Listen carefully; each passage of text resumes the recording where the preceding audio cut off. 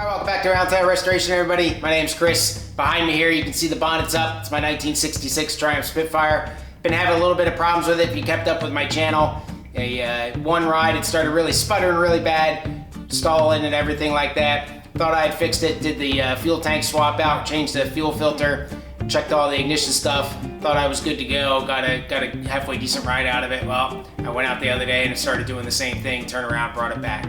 So it's either going to be fuel or ignition, I think, and we're going to see if we can figure out what's going on today. Thanks for watching.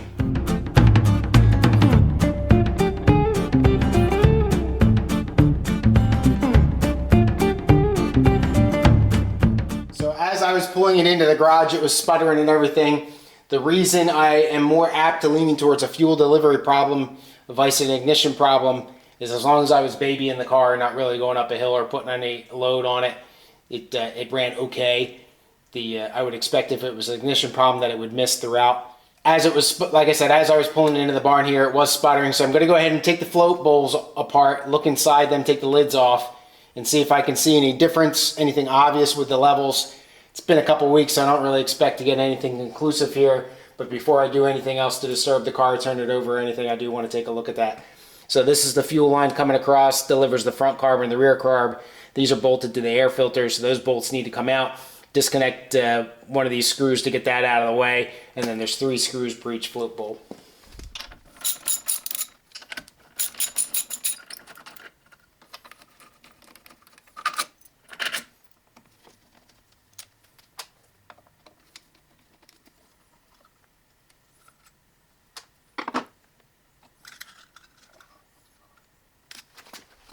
Alright, so looking inside the float bowls, I'm not really seeing any major difference here between the two. Maybe 1.1 inches to the fuel line on that one, and maybe 0.9. So I don't know, there's a little bit of a difference there, about 0.2 of an inch, with the front bowl being a little more shallow, but I would expect that the rear bowl would be more starved, if anything, because the fuel flows in series. It's not fed parallel to the 2 float bowls. I can check the level of the float with a feeler gauge. I'll do that real quick, but I don't expect that to be off. Definitely gas in this fuel line here because I just got it all over me.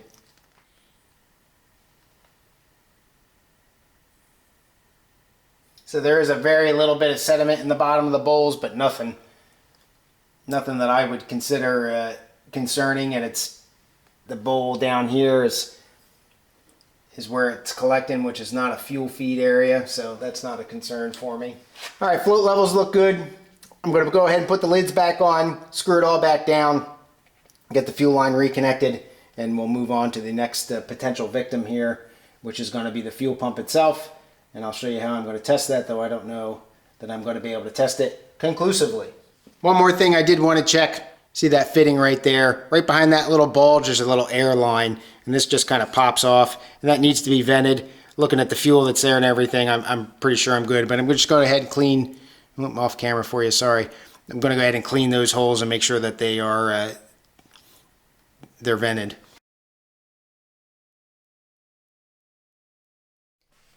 So I got the carbs back together and everything like that. What I'm going to do now is go ahead and turn the motor over, and because I've got a mechanical fuel pump, the fuel pump should pump. Got the hose just disconnected from the carb here, and I'm just going to pump it into the bucket. I guess I'll time it instead of any other real method. I don't know what the capacity of the fuel pump is, so I'm going to turn it over. I couldn't find anything in the workshop manual. Probably going to turn it over for around an arbitrary 5 seconds and see what I get out of it. This, again, I'm not sure that this is going to be conclusive, but I might be able to get something out of it. I got the ignition disconnected, key's not on. I've got the little mechanical little button starter over here that I operate it with, so I can do it from in here. Trick is going to be where to put this bucket so that the fuel doesn't make a mess. All right, ignition's off, battery's connected.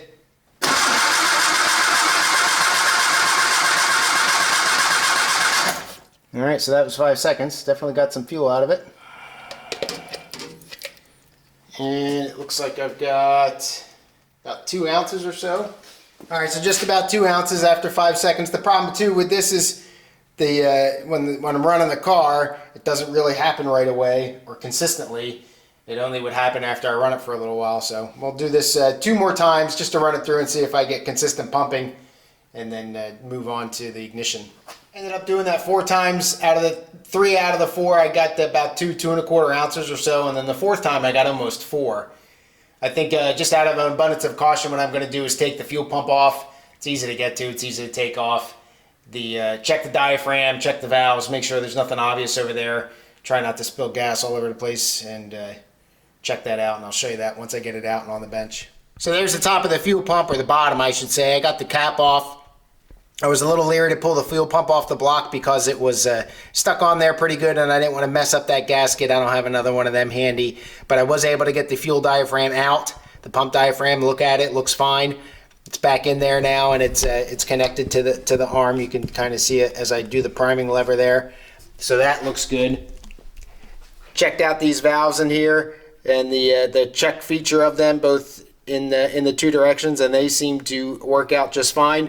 This little filter, the little wire mesh screen, wasn't clogged at all, so I don't think I have any problems with the fuel pump. The other concern potentially is that you could draw a vacuum on the fuel system itself, and if you do that, obviously you're not going to be able to move any fuel because the vacuum gets drawn.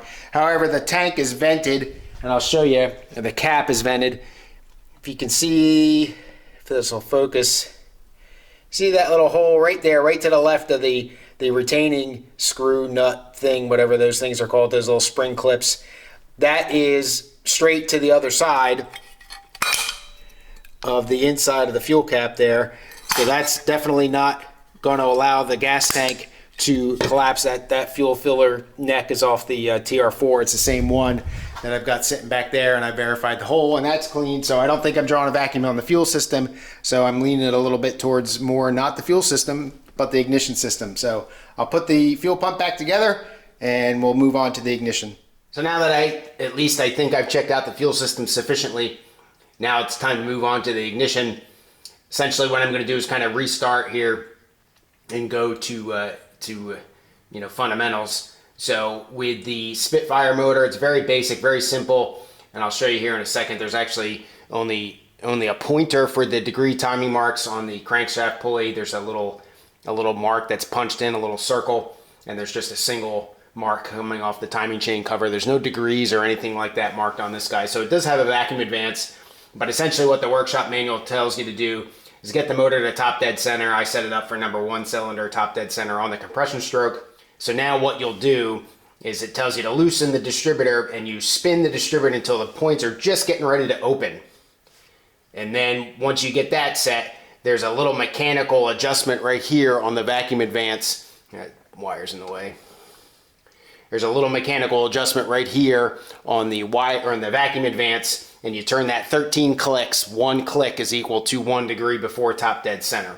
So I'll set the static timing up so it's just about ready to open the points, lock the distributor down at that point, and then click this thing in the advanced direction 13 times. I've got the multimeter set up here. You can see 1 lead here on the positive side of the points, 1 lead on the ground side. So as soon as those points close, I should get the beep.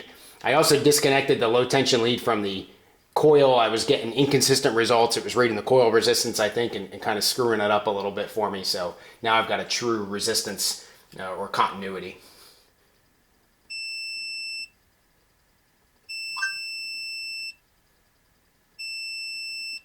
I kind of marked in my head where the buzzing just stopped and then rolled it back a little bit. There's a little bit of play in there. I don't expect this to be perfect. You're going to get some variation as the thing rotates. But now there's a bolt down here at the bottom, which you can't really see very well. The light's not that great in here, sorry. There's a bolt right there that tightens the pedestal clamp. So I'll go ahead, it's a little 7/16, so I'll go ahead and tighten that back down now. That'll lock the distributor in place. I'll click it 13 times. All right, so I've got the pedestal clamp tight, and as you can hear the multimeter, I closed the points as I was tightening it up. So now we're going to advance it 13, or turn to the advanced direction 13 clicks. All right, so that's 13. So now this is set static timing 13 degrees before top dead center. One thing, just to make the point of, I double checked because I was confusing myself on the workshop manual. This little knurled thumb screw here, you turn that fully counterclockwise to fully retard the distributor. Even though it says ADV for advanced with a little arrow pointing towards the clockwise direction, you're not starting at 0 when you turn it fully counterclockwise. You're just fully retarded, and then you make it less retarded as you roll it clockwise to advance it. So again, 13 clicks from the 0 mark. So now the static timing should be set, and the points are open, which I would expect. And we'll go ahead now and look at actual timing of the motor while it's running. So I did pick up a timing light from Harbor Freight, one of their Zurich things. Got it on sale, of course. I think it was 90 bucks or something like that. It's a pretty slick one. It does all sorts of stuff, probably overkill for what I wanted, or what I needed, I should say. But it will do RPM and the advance and the battery voltage, and it'll give you your dwell and items like that. The Mark II is a pretty simplified, or the Mark I, I should say. Again, remember I have a Mark II car, but a Mark I motor or original motor. There's not really a whole lot of distributor information. Like I said, there's just a single mark on the distributor, or excuse me, the crankshaft pulley, and there's no degree markings or anything like that. This data table here shows me, closed period, which is the dwell of 36 degrees, the breaker contact points, which I need to set actually. Doesn't really give you good information on the distributor while the car is running. So I think that this data table here with all this speed and RPM and advanced degrees and the vacuum applied and all that is not for the car when it's running, but for the distributor itself on a distributor test system. There's, like I said, there's no emissions or anything like that, so I don't think they really cared all that much. It was just a performance thing, so it didn't really matter how the car ran over. All that stuff was set vacuum. There was no difference in vacuum. It was a characteristic of the distributor. You didn't have really a choice. So not real clear. I think that's what's going on here, but that's what we're going to try to do. So I got the car ready to go. Got the door open and a fan set up there so I don't choke myself out. I do have to bring it up to normal operating temperature here to kind of get an accurate reading. So I'll go ahead, get it started, let it run, and I'll be back when I'm ready to look at some timing. All right, so the motor's up to normal operating temperature. I can't show you the mark on the timing pulley. It's just the camera with the strobe light and everything just can't focus in on that. But if I mark the timing right now, I'm running at about 900 RPM. If I mark the timing right now and zero out, if you can see on the timing light here, you've got that 0 degree thing. And what you can do is you can adjust the strobe light itself to do you advanced or retarded, and it will allow you to kind of dial it in. So if I set this and keep hitting this button until I get top dead center lined up, the white mark on the pulley to the pointer on the car, and then look back at this number, that'll tell me how many degrees advanced it is. So let me do that real quick and I'll see what I get. So at about 900 RPM, I'm looking at about 15 degrees.